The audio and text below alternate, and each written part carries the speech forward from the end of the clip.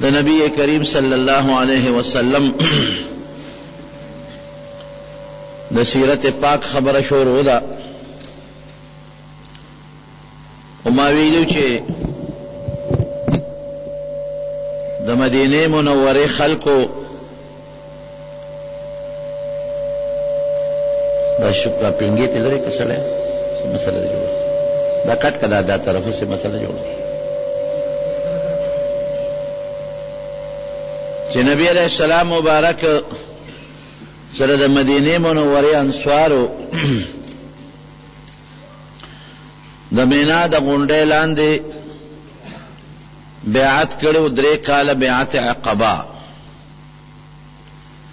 عقبه غونډې ته ویو په اخیری کال باندې د حج په موقع چې کوم 2 کسانو یا 3 کسانو بیعت وکړو او هغه کسانو د نبی علیہ السلام او د مسلمانانو کوم حال ولید چې په مکه کې د دوی جون محفوظ نه دی او دوی ته مختلف قسم سزاګانې ملاویږي او تکلیفونه رسیږي. نو هغه نبی علیہ السلام له د هجرت دعوت ورکړ چې ته د مکې نه هجرت وکاو مدینه ته مونږ سره لاړ شه. نبی علیہ السلام هغه دعوت قبول کړ او په د نبوت په 14 کال باندې پیغمبر علیہ السلام صحابه ته پټ حکم ورکړ چې څوک مدینه ته هجرت کوي نو لاړ دي شي. حضور پاک فرمایي چې ما ته الله په خوب کې د هجرت ځای وخو چې هغه شګلن ازمکه او د کجورو باغونو پکې. نو لومبه زما ذهن تداراله چې دا یمامه بی دا په یمن کې یو علاقه ده. بیا راته دا خبره وښولې شوه چې 3 ځای نه دي، د 3 کې ستا یو ځای د هجرت دی، یو یمن دی، یو بحرین دی او یو شام دی. نصرین په شام کې یو علاقه ده. وی په خوبونو کې الله ما ته دا ښودل او بیا الله هغه د هجرت ځای مدینه منوره وښوله. لکه څنګه چې د پیغمبر علیہ السلام د نبوت نه مخکې به نبی علیہ السلام خوبونه لیدل، دغه رنګې د هجرت د پیغمبر علیہ السلام د دین د خورېدو د اوچتېدو یو لویه ذریعه ده. نو د هجرت نه مخکې نبی علیہ السلام ته الله په خوبونو کې د هجرت ځای ښو چې خبره یې ورته ښکاره کړه چې د هجرت ځای د مدینه منوره ده. نو پیغمبر علیہ السلام صحابو ته حکم ورکړ چې که چاته هم تکلیفي او څوک هم د مکې نه هجرت غواړي نو مدینې ته روان شي. او د مدینې خلقو نبی علیہ السلام لسره بیعت هم وکړو، هغې دعوت هم ورکړ چې تاسو مدینې ته راځئ. او ما درته ویلي چې پیغمبر علیہ السلام بعضې صحابه هم لېږلي وو مدینې ته چې هغوی ته تاسو دعوت ورکړئ چې الله د مدینې خلق مسلمانان کړي. یو 2 کسان روان شو پټ بتلل چې د مکې کافر خبرم نشي او مونږ پټه طریقه باندې لاړ شو مدینه شریفه ته. په دې اولو هجرت کوونکو کې حضرت ابو سلمہ رضی الله عنه او د هغه بیبي و حضرت ام سلمہ رضی الله تعالی عنها دی یو ځل هجرت حبشې ته هم کړی و. د حبشې نه واپس راغلل مکې مکرمې ته او اوس یې د مکې نه مدینې ته هجرت شروع کړ. یو دوی دی یو سره یو ماشوم بچی دی. عجیبه واقعه ده. د دې دواړو یو بل سره ډېر زیات محبت او ډېره زیاته مینه وه. د ابو سلمہ او د ام سلمې دومره مینه ده یو بل سره چې یو ځل دواړه کېناستل یو بل ته وی راځئ چې یو لوز وکړو. د ابو سلمہ دا ښځه ورته وایي د ام سلمہ وی زما د سره دا وعده ده که ته زما نه مخکې مړ شوې نو زه به ستا نه پس بل خاوند نه کوم. عربو کې خو به دا رواج و چې خاوند به مړ شو نو ښځې به یې زر دویم خاوند وکړو. زما وعده ده چې ستا د مرګ نه پس به زه بل خاوند نه کوم او که زه مړه شم نو ته به زما نه پس ګورې بله ښځه نه کې چې ما تا 2 په جنت کې یو.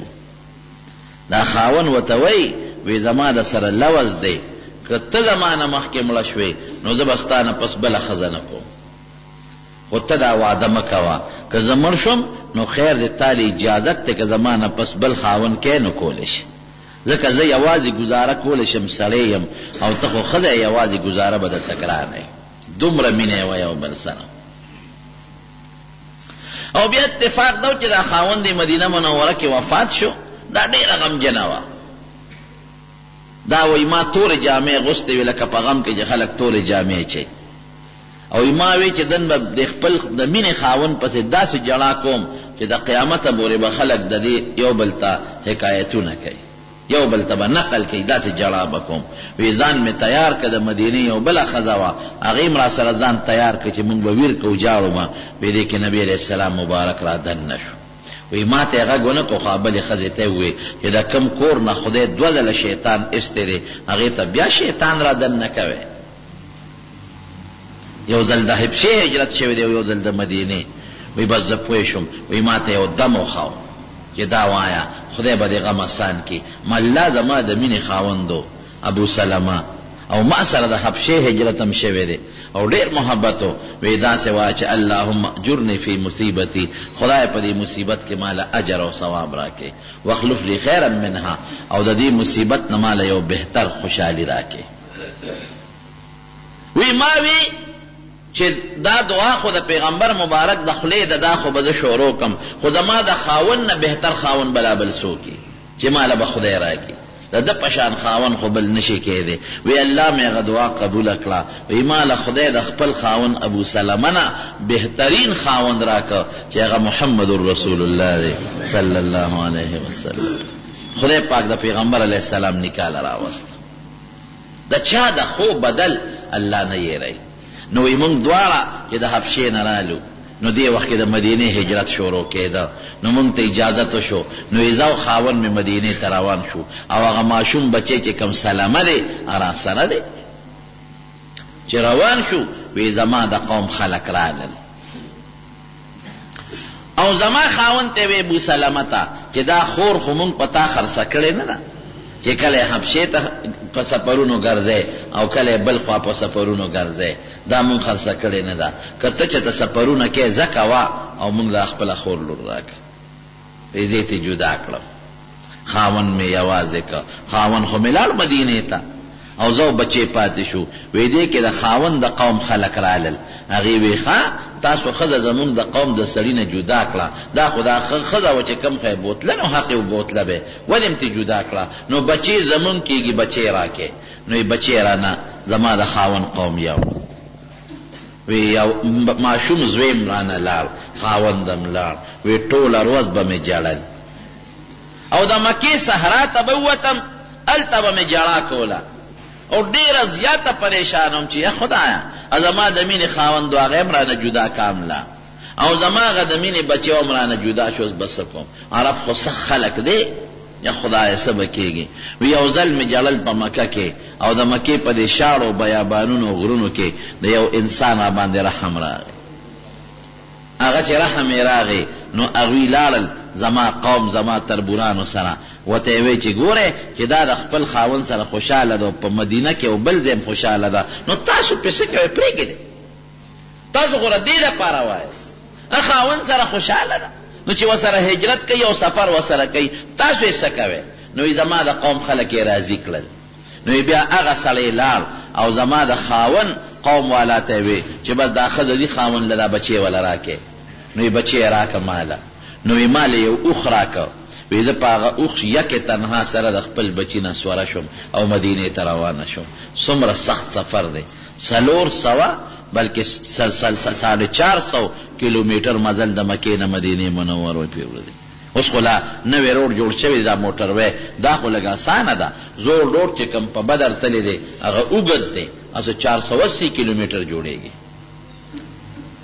دا تقریبا 500 کیلومیټر مزل لکه دې نه لاور ته ځي، او په شاړو کې دشتو کې بیابانونو کې پنورونو کې په بارانونو کې یک تنها د خپل بچی سره بچی غیږ کې واغېسته او په اوښ سوره شوه روانه شوه. دا څومره ګران کار دی، آسان کار خو نه دی.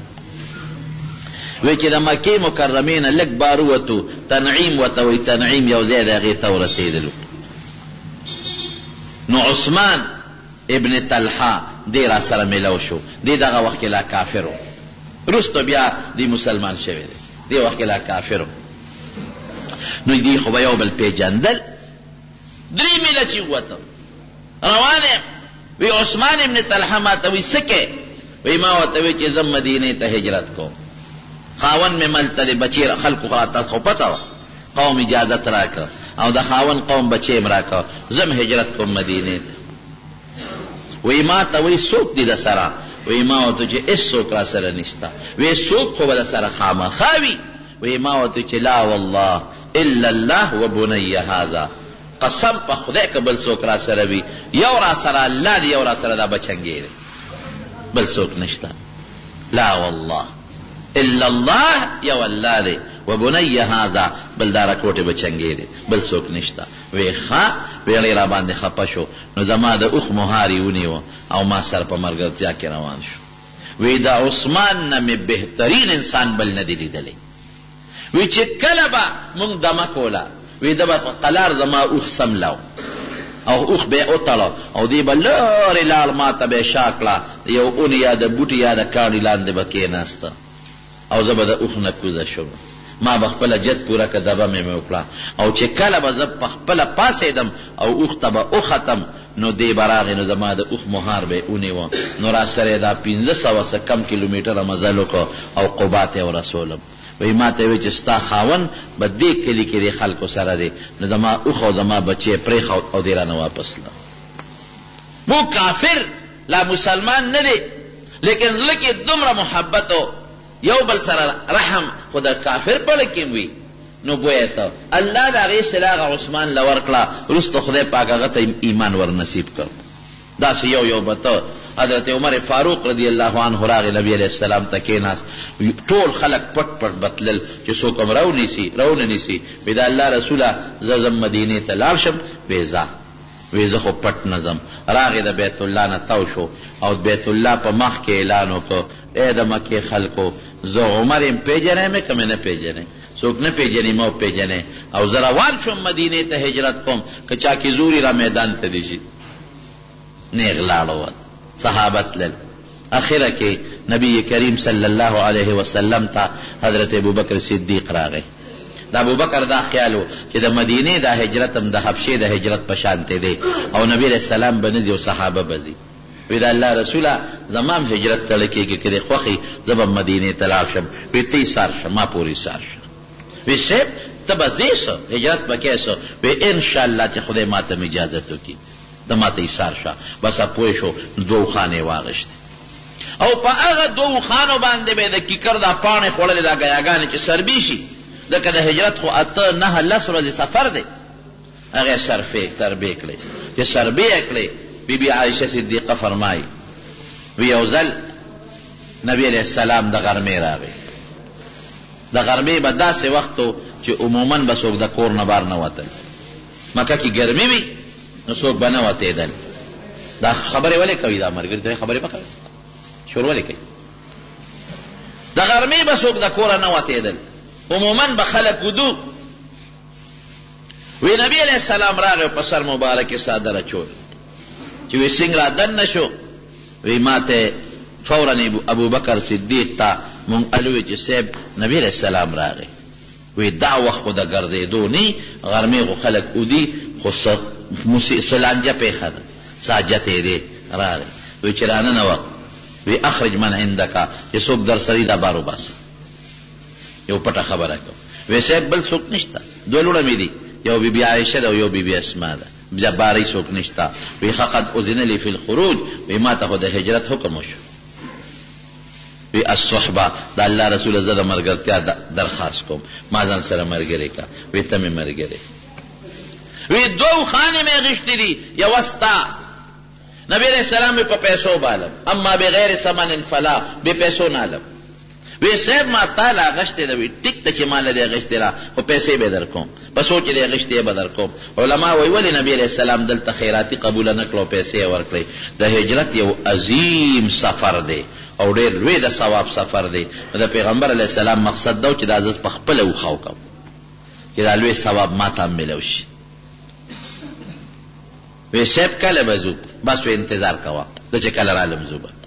او چې دې خوا صحابه یو مدینې ته تلل د مکې په خلکو مهیبت راغی چې دا خو که یو دوه درې داسې ځي مکه خو به مونږ ته خالي پاتې شي، دا به څه کېږي؟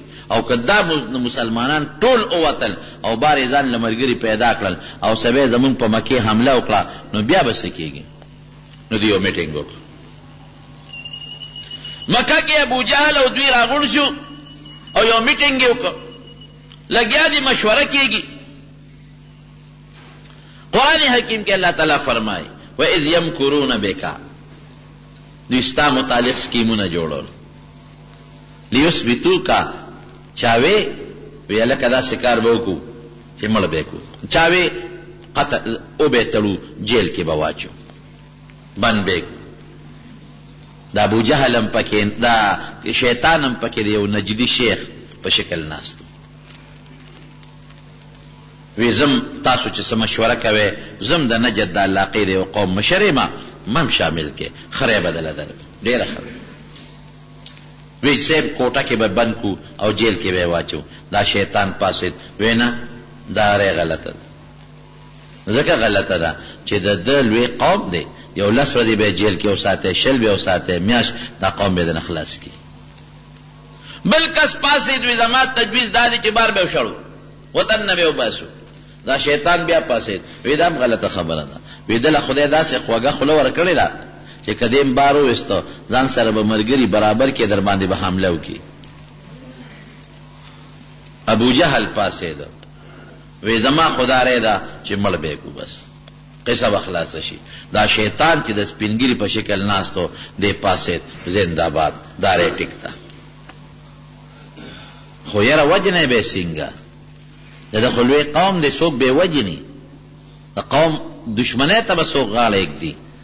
وی داسې به وکړو چې د هر قوم نه به یو کس راپاسي او په شریکه به حمله وکړو. نو د قوم به د چا نه بدلوي؟ ټول کلي نه خو بدل نشي اخیستی. بس وی دا په دې فیصله وکړئ. خدا شیطان ورته وی زر دا فیصله وکړئ. ګورئ وی بس بېګاله دا فیصله، بېګاله به هر قوم نه یو کس راپاسي چې دې خبر نشي او موږ نه بار ونځي او د کور نه ګېټ چاپېره به دې تو شو او چې بس حمله به پې وکړو، بس په شریکه به یې مړ کړو، مسله خلاصه شو. ایضا الله جبریل علیه السلام نبی علیه السلام له راولېږي چې د دوی میټینګ شوی او څه خبرې شوې وې د ټولو نه خبر کړ. وَإِذْ يَمْكُرُونَ بِكَ لِيُثْبِتُوكَ، ستا متعلق دوی دا سکیم جوړ کړ چې یا خو دې تړي او یقتلوک، یا دې وجني، او یخرجوک، او یا یې د وطن نه وباسي. او دوی سکیمونه جوړی. یمکرون ویمکر الله، و الله وی زم یو تدبیر دله جوړوم. دی بخپل سکیم او مکر خفیه په پټه طریقه د چا خلاف سازش ته وایي، په پټه طریقه سکیم او سازش چې دی. والله خیر الماکرین، الله وی دوی دې خپل تدبیر جوړ کړي ستا خلاف، زم یو تدبیر جوړوم، زه به دې وباسم، هېڅ فکر چې ونه کړي. نبی علیہ السلام په کوټه کې خپل کټ کې پروت دی په کور کې او د مکې دا هرې کورنۍ یو کس راغی او تورو په لاس ګیر چاپېره مسلح علاقه محاصره کړه. بس ورځو پې چې کله شپې نیمه تېره شي او پې حمله کوو. هلته جبریل علیه السلام راغی نبی علیه السلام ته، وی کافر راغلی دی او ګیر چاپېره درنه تاو دي وسلو په لاس او د هر قوم مشر پکې شته. ستا دپاره به زه هدایت در کوم، لږې شګې به والې او راپاسه او دا شګې ونوله او د الله به دا شګې له دوی سترګو ته وردننه کړي او ته به ترې نیغ ودېس پروا چې ونه ساتې.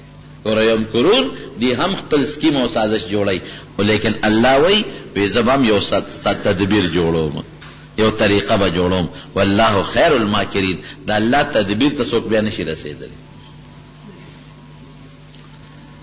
چې څنګه نبی علیہ السلام را پاسې دا شګې واغشتې او وینوستې او دا آیت یې ورسره ووی چې وجعلنا من بین ایدیهم سدا ومن خلفهم سدا ومن بین څنګه فاغشیناهم فهم لا یبصرون. شاهت الوجوه د دې دا مخونه دي رسوا شي، دا نظر دی ړوند شي هغه شګې ولوستلې، الله هغه شګې د کافرانو سترګو ته ور ورسول. الله فرمایي وما رمیت اذ رمیت ولکن الله رما. وی دا ویشتل خو تا کړي دي، بېشک خدا تا نه دي کړي، دا مونږ کړي دي. دا چل د ویشتلو د ته مونږ ښولی دی، او دا ویشتل د ظاهر د ویشتلو سترګو ته رسول خو ستا کار نو، دا زما په لاس کې بس چې هغوی سترګې مږلې نبي اسلام ته نیغ ووت، نیغ لاړ. حضرت ابوبکر صدیق کره لاړ. ابوبکر صدیق ته یې وی شابه روزه، هغه مخکې نه په تمه کړی و. بیبي اسما زر زر ولا سامان تیار کړ، سخت ورځ ده اوس چې نبی علیہ السلام سره د حضرت ابوبکر نوزي او د هجرت په سفر دی، او ناګهاني ځي فورا. نو کور سنو لږ ستوانې ولا فورا تیار کړل، ستوان او سنور څه سامان وغې ولا یو بوجګۍ کې واچول، د تړلو تار نو چې په هغې ولا سر وتړي. نو بیبي اسما یو کمربندو، یو نطاق به ورته وي، پخوا د ښځو به د دې پرتوګ د پاسه اچو د حفاظت د پاسه، زر هغه کمربند اوس پړده ویش په مین. نو په نیمې ولا د هغه بوجګۍ خلو تړله او نیمې ولا په هغه سامان کې کېښود چې دا به ستاسو درستخاني که په لاره پسې خوراک مرک کوئ.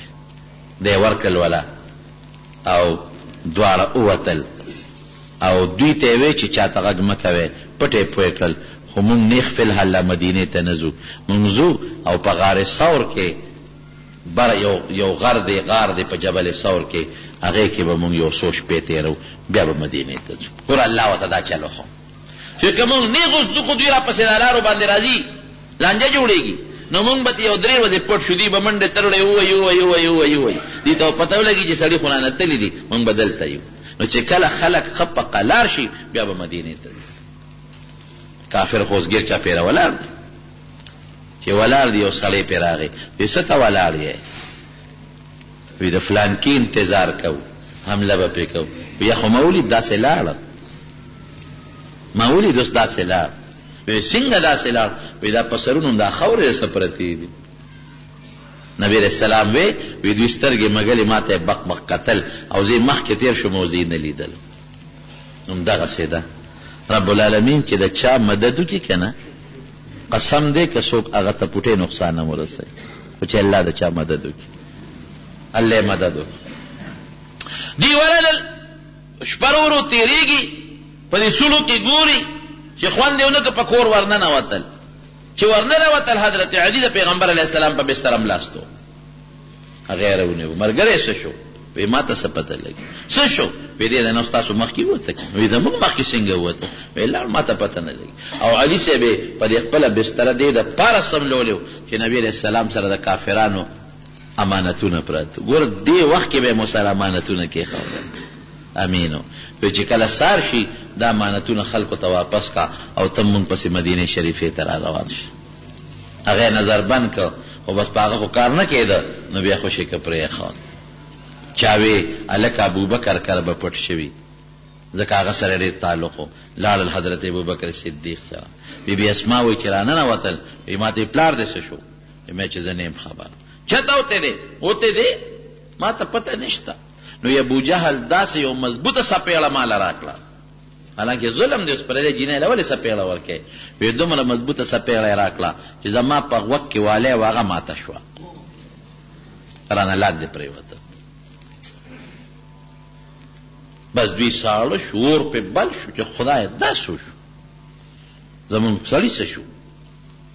قرآن حکیم کې الله فرمایي الا تنصروه، ای د مکې خلکو که تاسو د سره مدد نه کوئ، فقد نصره الله، الله ورسره مدد کوي. وی که ورسره اذ اخرجه الذین کفروا، دا عامو خلکو ته، یوازې د مکې ته نه، عامو خلکو ته الله اعلان کوي که تاسو بالکل پس د نبی علیہ السلام مرسته پرېږدئ او مدد نه کوئ، نو ولې زه نه یم څه؟ فقد نصره الله، ما هغه وخت کې د مدد کړی چې کور نه دشمن ګیر چاپېره ته و. اذ اخرجه الذین کفروا ثانی اثنین، د خلکو د کافرانو وویسته، او 2 کسانو، ثانی اثنین 2 کسانو ویویستل. نو چې دی لاړل غار ثور ته، یو روایت کې راځي چې د مکه کې د قایفین ډېرو، علم قیافه ورته وایي، د دې قدم نه پته لګوي چې دا د چا قدم دی. نو اسې نه دی به مونږ پسې راځي زمونږ د قدمونو نه پته لګی. نو ابوبکر صدیق حضرت نبی کریم صلی الله علیه وسلم په اوږه که په هغه غار کې چې صاحب چې ستا د قدم نښه مخکې نی لږ دې په شا وړم، نو د غاره پورې یې وړم. نو غار کې دننه شو. چې غار کې دننه شو الله ولا مدد وکړ. قرآن حکیم کې الله فرمایي چې الله وی فانزل سکینه، ما په خپل اطمینان راوستو، سکینت او ټینشن مې ولا ختم کړ. بنده خو پریشان ای کنه چې دشمن دلته را نشي، بچی را لمړه نه کی، بل څه غم پیر نشي. نو انزل سکینته علیه. قرآن کې الله وی ما په الله کې ولا اطمینان واچو، بے غم مې کړ، ټینشن مې ولا ختم کړ. وأيده بجنود لم تروها، او داسې لخکرو باندې مولا حفاظت وکړه چې چاته په نظر نه راځي، تاسو هغه لیدلې نه دي او نه تاسو وینئ. هغه څه دي؟ هغه دا چې د غار په دې خوله کې خدای یو بوټی زرغون کړ او جولاګي راغی، عنکبوت ورته وایي، هغه پکې زر جاله جوړه کړه. او یو کمتره راله صحرایي، هغه پکې ځان له جاله جوړه کړه او پکې کېناسته وږی پکې واچول. ګوره په یو رکوټي بوټي ولا خدای حفاظت وکړو. او د جولاګي د کور نه کمزورې کور بل نشته. قرآن کې الله فرمایي ان اوهن البیوت لبیت العنکبوت، وی په ټولو کورونو کې بیکار او کمزورې کور د جولاګي دی چې هوا پې راشي نو کور یې ختم کړي. په هغه کمزوري کور خدای د پیغمبر علیه السلام دفاع وکړه. الله چې کوي د جولاګي په کور هم د انسان دفاع کولی شي که نه شي کولی. او چې الله وغواړي نو په یو رکوټي مخلوق هم انسان هلاکولی شي، لکه په ماشي نمرود هلاک کړ. ماشي څومره کمزوری شي، معمولی لاس سره دې وجنګېد نو دی به مړي، لیکن خدای پاک چې کوي نو په رکوټي طاقت د بنده مدد کولی شي او په رکوټي سیز بنده هلاکولی هم شي. په ماشي نمرود هلاک کړ، غر کې کپې. او د جولاګي د جال کمزوري سیز باندې د پیغمبر علیه السلام حفاظت وکړو. او کمتره په حیواناتو کې کمزوري بېزړه حیوان دی، په هغې ولا حفاظت وکړو. بی بی اسما با او هغه غار ډېر اوچت دی. غار حرا نږدې ده او غار ثور ډېر لوی دی، ډېر لوی مزل دی، ډېر اوچت دی. چې کم سړی بلدي د غر د خطو خو ټیک تا، لیکن چې کم نابلدی که نه نو 2 نیمې 3 ګنټې کې به ورته رسېږي. آسان کار نه دی، ډېر زیات مزل دی.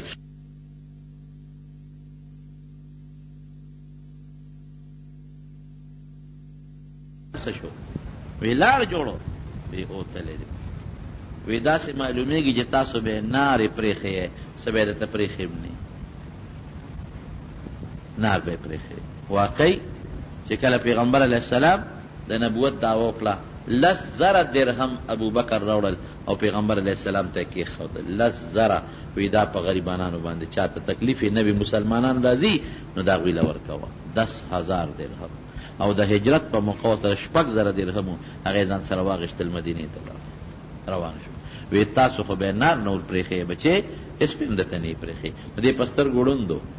نو بی بی اسما دونه هوښیاره وه چې هغې زر یو تیلی د کاڼو ډکه کړه او المارۍ کې کېښوده. وی بابا راشه. نو دې یې بوته او په هغه تیلی د کاڼو یې ولې لاس کېښود. وی دومره پیسې یې راته پرېښې وي.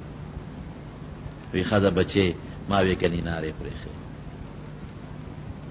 قسم دې پرون د حضرت ابوبکر په واقعاتو کې، په مناقب او په صفاتو کې په ترمذي شریف کې تیر شو چې نبی علیہ السلام فرمایي چې د ټولو خلقو نه زیات احسان په صحبت مرګرتیا او په مال کې چې ما سره چا کړی دی هغه ابوبکر صدیق، او که ما سره چا ښېګړه کړې ده نو بدل مې ول خلاص کړی دی. په ما د هېچا احسان نشته سوا د ابوبکر نه. د هغې احسان زما په غاړه پروت دی، هغه له به د هغې خپل احسان بدل الله د قیامت پر ورځ ورکوي. د پیغمبر علیه السلام هم ورسره ډېره زیاته مینه، انتهایی زیات محبت او انتهایی زیاته مینه ورسره. او دی فرمایلي وی کم قوم چې هغې کې ابوبکر موجودي نو بل څوک مناسب نه دي چې د دې قوم امامتي وکړي. دا خلافت ته اشاره، بادشاہ به امامي، چې ابوبکر موجودي بل څوک د امامتۍ لایق نشته، دی به امامي. او د جومات دروازې چې څومره دي ټولې بندې کې سوا د ابوبکر د کړکۍ نه د کړکۍ کولو پرېږدی باقي ټولې بندې کې د ډېر صفتونه شوي دي. یو بیبي ولاړه د نبي صاحب نه سمال غوښته وی سار له راشه بیبي ورته وی صاحب که سبا مې ونه مونتې بیا لکه که سبا ته وفات شوی وي وی ابوبکر له ورشه بدل کړي دا هم د هغه خلافت ته اشاره او یو ځل یې ووی وی پړه کې مې یو ارمان مې دی پړه کې او دا دی چې نبي علیه السلام کله هم څه وغواړي نو زه خو په منډه د کوره راوړم په منډه یې راوړم خو ارمان د خدای نه دا سوال کومه چې زما دا جیب پیغمبر علیه السلام خپل جیب وګڼي نو څه خبرې لکه چې زه خپل جیب ته لاس در نه کوم خو چا سره مشوره نه کوم کنه څوک چې جیب نه څه شی راوباسي چا سره مشوره کوي جیب ته چې دقسې نبي علیه السلام ته ضرورت شي او د خپل جیب په ځای زما جیب ته لاس منډي او ما نه تپوس هم نه کوي یو شی ته وباسي دا مې پړه ارمان دومره مینه وه د نبي علیه السلام سره نو چې ننوتل غار ته نو حضرت ابوبکر ورته وایي صاحب ودرېږه دا غار مخکې را صفا کړه ټول غار یې صفا کړه او غار کې سوړې وې هغه شاړ غار و نو خپل څادر یې وشلو او په هغه سوړو کې یې ورکړل یو سوړه پکې پاتې شو یا یو دوه سوړه نو دې مخکې ور دننه شو او نبي صاحب ته ویل سره دننه شه نه کې خپله پونده کېښوده په سوړه کې نو پیغمبر علیه السلام راغی ودرې سینې ته یې ډډه وواله او د غار ته ډډه واله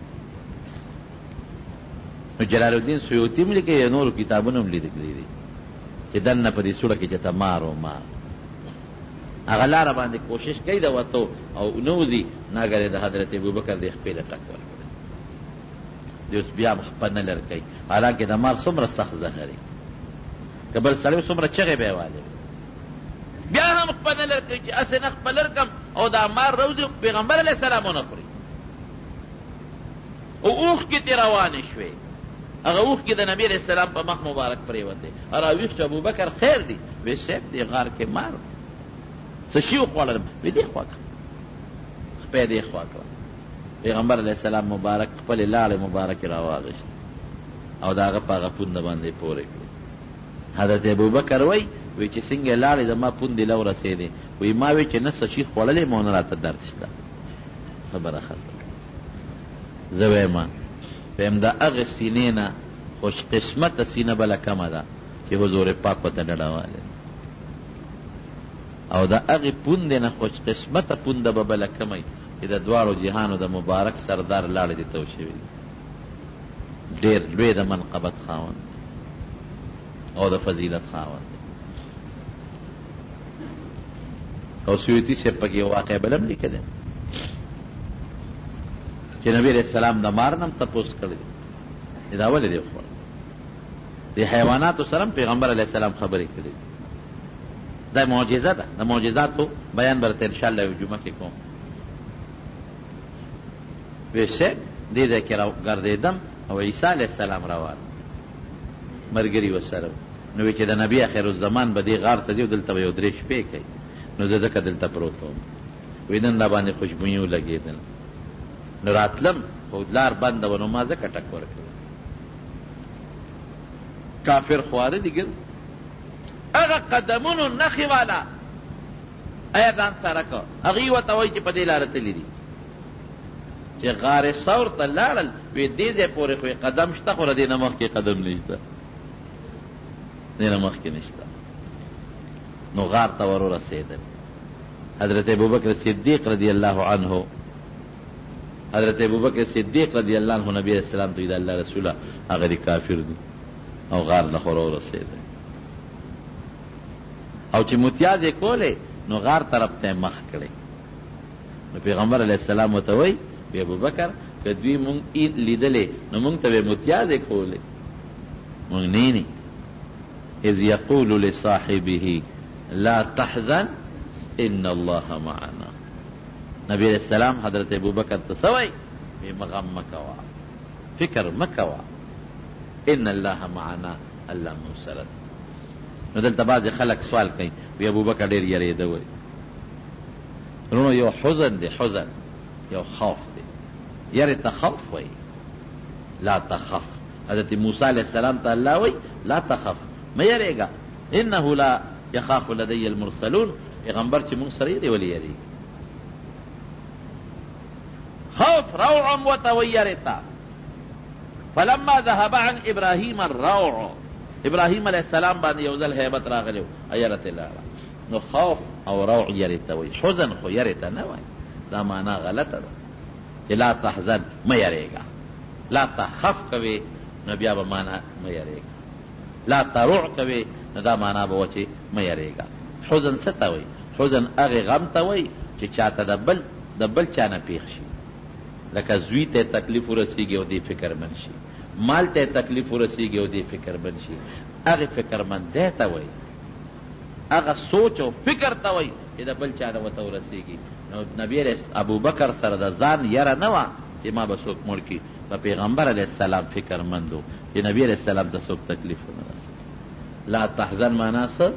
لا تحزن، زما متعلق فکرمند کېږه، ما زما متعلق سوچ او فکر او غم مه کوه، ان الله معنا، الله به زما مدد کوي او ستا به مدد کوي. او لصاحبه، لصاحب الغار نه وي د غار ملګری نه، لصاحبه خپل ملګري ته وایي.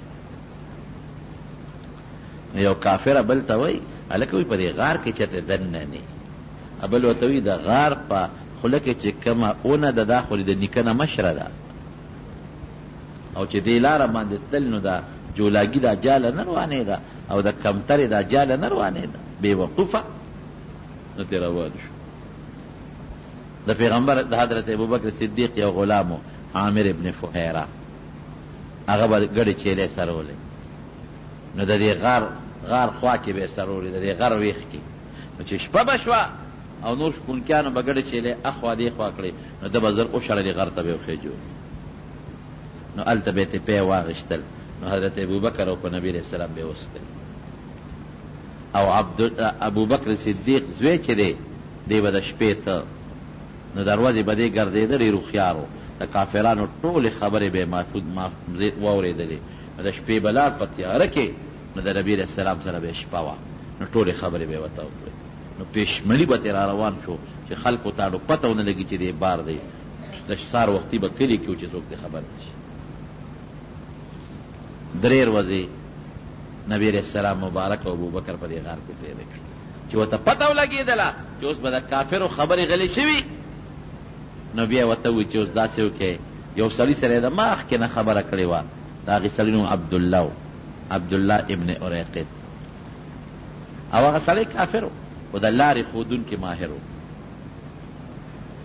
دا به قانون و چې دې کې به دا ماهرین خلق به په هر کلي کې هغې ته به لارې معلومې وي. نو قافلې چې به تلې که نه، قافلې خو به د میاشتو په منزل تلې، نو یو لار ښودونکي به ورسره و، هغه به ورسره په اجرت او په کرایه ته هغه به ورته لاره ښوله.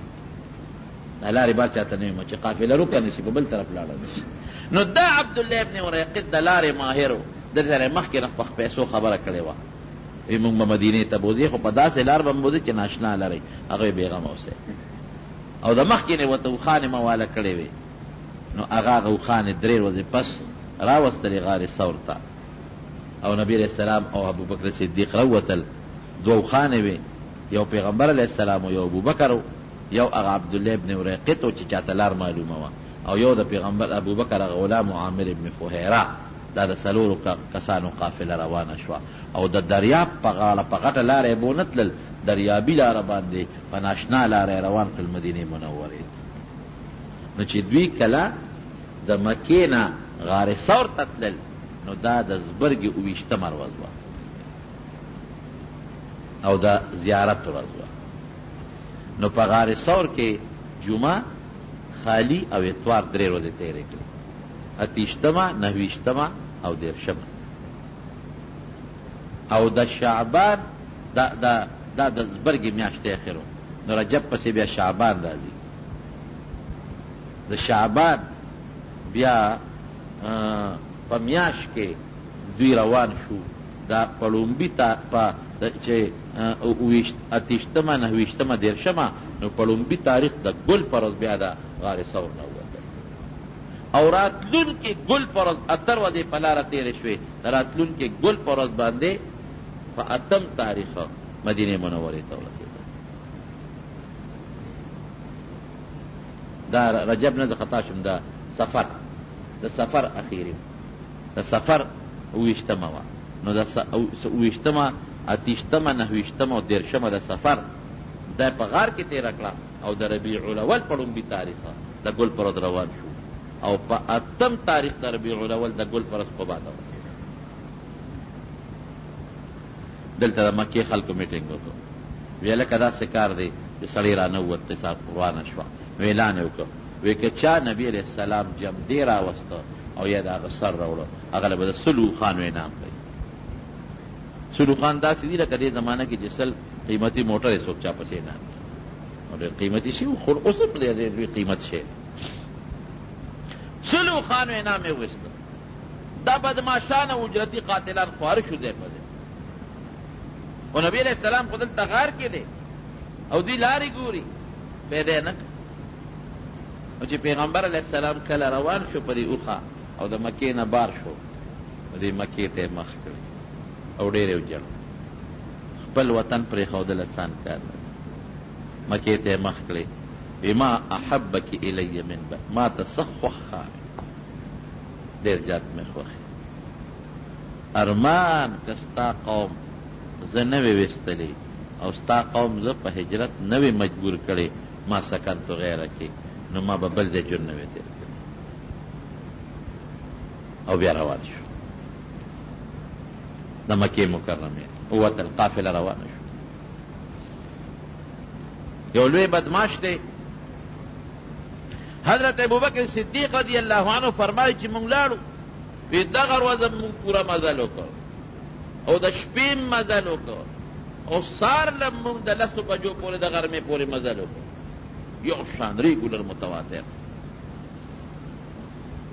نو یو ځای کې یو ګټه مې ولیده، غټه د هغې سوري ته مې وکتل، نو یې زه ورغلم چې د دې ګټې سوري لاندې نبي علیه السلام یو پټې دم شي، لکه یو شان سفر. نو یو شپونکي و هغه سره ګډې چیلی وې، وی هغه هم ګټې خواله را روان، هم د سوري په نیت را روان و. وایي دته مخکې شومه، نو ما په هغه سوري باندې یو څادر خور کړ او نبی علیه السلام ته مې وی چې راشه صاحب دلته یو پټې غوندې ارام وکتل شي. تاسو اندازه ولګوئ چې د عربو ګرمي اوخ بیا د مکې ګرمي او بیا د ګټې سوري به څنګه سوري ده، په ګټه چې نور ولګي هغه ګرمه سونه شي، مجبوري ده. وی نبی علیہ السلام لږ غوندې سترګې ورلې او ما هغه شپونکي ته وی بچې څوک یې؟ نو د مکې د یو کافر غلام ووایي چې دا پلانکي غلام یم، یې ما وپېژنم. ویې چې ما له به لږ پی راکړې؟ بلکل. نو یې ما سره یو جام و، په هغې باندې مې ټوکړه تړلې وه چې شګې خاورې پکې پرېونه ځي. وی هغه جام مې وله ورکړ. وی هغه هلک ته مې چې لاسونه وسنډه، وی هغه لاس وسنډه. ویې چې دا غلام زه مسنډه، وی غلام دې مسنډله. وی دې کې راله پیوله شه، نو پی راله په هغه جام کې ولوشه. نو یا خو ګرم پیو، نو ما پکې لږ اوبه واچوي، یو پوټې لسی دې جوړه شي او یخه شي. وی چې رالم نبي علیه السلام را پاسېدلی، نو ما ورته وی صاحب دا وسکه، نو هغه مې په پیغمبر علیه السلام وسکله. او حضرت زبیر د پیغمبر علیه السلام د ترور زوی دی، دې وخت کې د نبي علیه السلام سره دقه یوه رشته ده. د ابوبکر صدیق لور پې واده ده، خو وروسته دې وخت کې لا نه، هغه چېرته په سفر را روان و، مخې له راغی. وی هغه رالې یو 2 جوړې جامې راکړې، وی موږ دپاره لوی غنیمت و. نو په مکه کې یو لوی کافر دی سراقه وایي چې د ناستو د ملګرو سره وی دې کې یو سړي راغی، وی چېرې یو قافله مې ولیده د دریاب په غاړه روانه وه او کیدی شي چې دا د محمد قافله صلی الله علیه وسلم. سراقه غټ بدماش وی ما ورته وی چې نه دا هغه نه ده. وی ما مطلب نو چې بل څوک رانه مخکې نه شي. مې چې دا هغه نه ده، بل څوک دی را دا پلان کې اوس دا لاړه لږ موده مخکې، لږ ساعت مخکې پلان کې په سفر لاړه، به د هغه قافله وی لږ ساعت کېناستم چې د دوی تمه قطع شي. نو یې غلې غوندې پاڅېدم، وی کور ته ننوتم. نو یې وینځې ته مې چې دا اس بوزه او د کوټې شاته ودروه چې سنت بل څوک رانه مخکې نه شي، د وسلو خان ګټم. وی د کوټې شاته زما اس ودرم او زینت صاحب پې واچو او وی زه په دروازه نه وتم چې څوک را باندې پې نه شي، نو په کوټه به راوختم او وی د نیزې هغه سوکه مې په ځمکه خښه کړه او په نیزه مې ځان وروښویو او اس ته وختم او پونده مې ورکړه. وی ځان مې ورسم. وی چې مې ورسو د نبي علیه السلام قافله بس خوشحاله شم چې به دا خو سلو خان دی زه به وکټم وسله را سره ده توره نیزه را سره ده وی چې څنګه زه ورنږدې شومه وی سخته ځمکه وه سخته ځمکه او وی زما اس په هغه سخته ځمکه کې دا خپې په ځمکه ننوتې او د سینې سینې ډوب شو وی پوه شم چې دا خو دوی خیرې وکړې وی ما ورته چې زه پوه شم چې ما ته هم خیرې وکړې بس ما معاف کې نو زه درنه واپس کېږم هېڅ نقصان درته نه رسو وی نبي علیه السلام یې ډېره ښه ده وی معاف یې کړم وی چې معاف یې کړم او اصله مې چک ورکړه نو اسره ووته ځمکې نو د عربو به فالونه نیول وی ما سره یو تیلی او په هغې کې ما سره د فال هغه غشي وی مې چې ته ودرېږه فال ګورم وی غشي مې داسې وړاکول نو چې لاس مې وردن نه که غشي مې ته راویسته نو په هغې یې لیکلي و لا چې دا کار به نه کوې وی د غشي مې ونه منله وی بیا مې پرې سور شومه وی بیا مې ور حمله کړلې چې په نیزه پې غزار کړم نو بیا مې اس د مخ په خپو سره د دې سینې پورې په ځمکه کې خښ شو وی بیا مې ترې معافي وغوښته معاف یې کړم وی بیا مې غشي وړاکول چې ورېږه پال ګورم وی بیا هغه غشي راووت چې راته وایي چې ګورې لا دا کار ونه کړې وی بیا مې غشي سره دوکه وکړه نافرماني مې وکړه 3 ځله مې د حملې کوشش وکړ او اس په مې خښ شو په ځمکه بس وی مې چې بس خبره خلاصه ده ای الله مې معاف کړې نو زما دا تاسو سره لوه ده چې خلک به درنه تمبو او بل دا دی چې ما سره لیکل هم وکړې تاسو له امن در کوم لیکل وکړې وی د سرمنې یو ټوکړه وه نو په هغې راته لیکل وکړل ما له امان نامه را کړه وی زه اوس نو دا سراقه وی چې را رخصتېدم نو پیغمبر علیه السلام ما ته چې ای سراقه ستا په لاس کې د کسرا بادشاه بنګړي وینم او ستا په سر د کسرا بادشاه تاج وینم نو ما وخندل مې چې دا به غټې دعوې کوې اوس ته په خپل وطن کې دی نشته بل وطن ته روانې او دعوه دې دومره غټه ده چې لکه د فارس د بادشاه د کسرا تاج بتې علي او بنګړي ماله به راکوې د کسرا مثال خو هغه زمانه کې داسې و لکه د امریکې بادشاه چې خیر وی را رخصت شم نو په لاره کې به څوک مخې له راتلل او ما نه به یې تپوس کو نو ما به ورته دا لار ما کتلې ده دروغ به م نه وي ور کافر دروغ به م نه وي دا مې کتلې ده نو ټیک لار خو یې کتلې وه نو ما به ته خلک تمبول دشمن دی او خدای پې د پیغمبر علیه السلام دفاع کوي او مغسې روڼ ګورې وشوه دا سراقه بیا وروسته مسلمان شو او چې دی کله مسلمان شو او د حضرت عمر فاروق رضی الله عنه په زمانه کې د کسرا بادشاه علاقه فتح شوه چې کوم جرنیل و د فوج حضرت عمر فاروق رضی الله عنه هغه ته وی د کسرا چې کوم خصوصي سامان دی هغه به یو ډبي کې بند کې ماله به فورا مدینې ته رالیږي هغه د نه پوټې هم ضایع نه شي او دا بریده به ماله رالیږي دا سراقه به ماله رالیږي سراقه ابن مالک نو چې علاقه فتح شوه نو د کسرا بادشاه چې کوم ضروري سامانو هغه ټول یې جمع کړ او فورا یې سړي له ورکړي دا مدینې ته عمر فاروق له ورسوه نو چې راویې رسول او هغه سامان یې اوس پړده نو تاج هم پکې پروت و د هغه جامې هم پکې وي د هغه خاص سامان بنګړي پکې نو نو استاد یې دوباره ولېږه وي بنګړي پکې نشته چا به طلب وکړه او بنګړي را پیدا کړه زه د پیغمبر علیه السلام د وفات نه پس د هغه ارمان پوره کوم